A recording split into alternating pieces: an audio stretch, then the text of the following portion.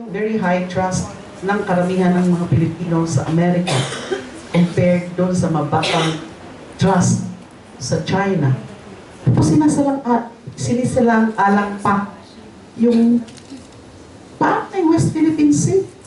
Pinaghirapan po yan ng previous administration. Alam ko po yan. Yung kaso na yan sa arbitral tribunal. Ang ganda nung nakuha nating ruling. It even exceeded our expectation. Tapos sasayangin natin. We are not advocating for some kind of a mass action or whatever.